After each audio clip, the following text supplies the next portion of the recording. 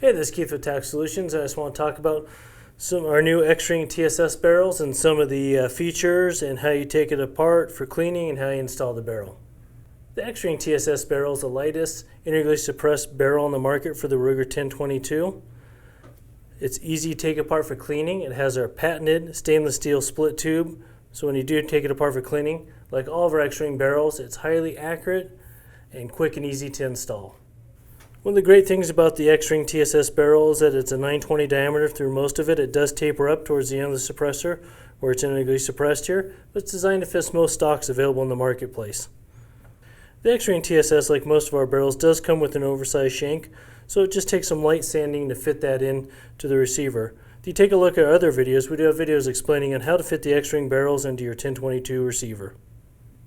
To take apart the X-Ring TSS, simply slide the supplied X-Ring barrel wrench over the end cap, turn it counterclockwise, unthread the end cap. You can now pull out the baffle assembly. Once you have the baffle assembly pulled out, you can now go ahead and remove the spacer, and then the baffle just slides off. You can now pull off the split tube, and the baffles just slide apart. Once the baffles are apart, they're easy enough to clean. You can use a brush and a carbon cleaner. You can go ahead and put them in an ultrasonic cleaner, or you can use a method such as steel pin tumbling. However, some caution should be applied. The end cap does have a Cerakote finish on it that can be worn off through some of those methods. Once your baffles have been cleaned, to assemble it, simply slide the baffles onto the end cap.